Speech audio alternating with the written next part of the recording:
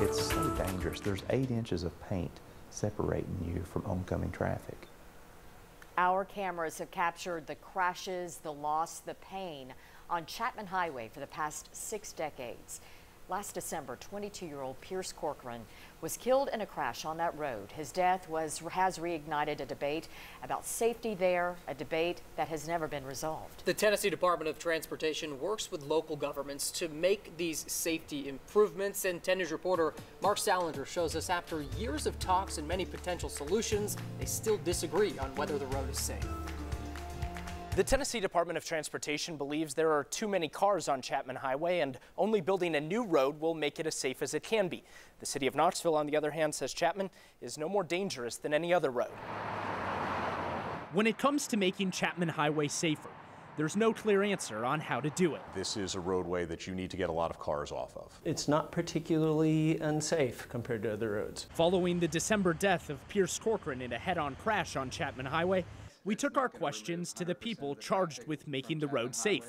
After years of talking about how to improve safety, have the changes made any difference? We're doing what we can with Chapman Highway, but we don't believe that without getting a lot of cars off of that roadway that we can make Chapman Highway as safe as it can be. TDOT says the millions of dollars spent on improvements over the years still are not enough.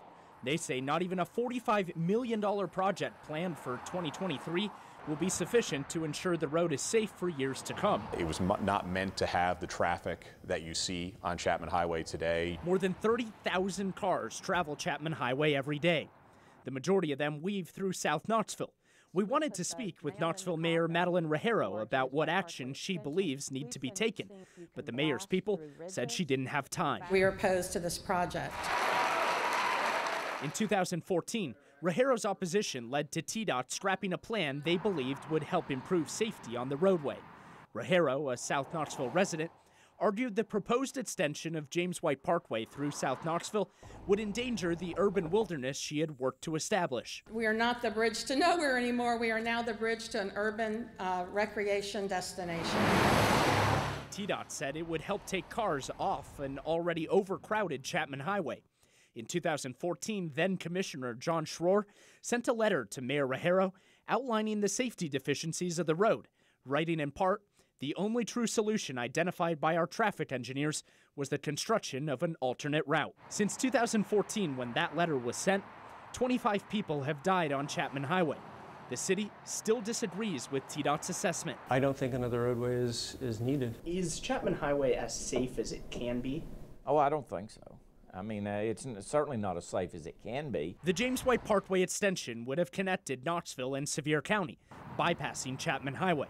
Sevier County Mayor Larry Waters supported the project. A road can be built and it be accommodating to the wilderness project that the city of Knoxville have. I mean, the two, to me, were never mutually exclusive. Over the past 14 years, there have been 65 fatal crashes in a roughly 22-mile stretch of Chapman Highway from Knoxville to Sevierville. According to the Tennessee Department of Safety and Homeland Security, 76 people have lost their lives in those wrecks. One of them was the son of Wendy and DJ Corcoran. It's got to be looked into and I mean, it's, been talked about for years. In the 0.87 miles from Lakeview Drive to Chapman Ford Crossing, there are 65 driveways and 2 traffic signals. There's also no turn lane. In the past 3 years, there were 113 crashes, but that's not the spot with the most crashes. In the less than 2 miles between Blunt Avenue and Overbrook Drive, there have been 424 crashes in the same time period. That's 236 crashes per mile, well above the state average for roads of the same structure. It's so dangerous. There's 8 inches of paint separating you from oncoming traffic. While Mayor Rajero would not speak with us about Chapman Highway, we have learned that she met with the Corcoran family following the crash.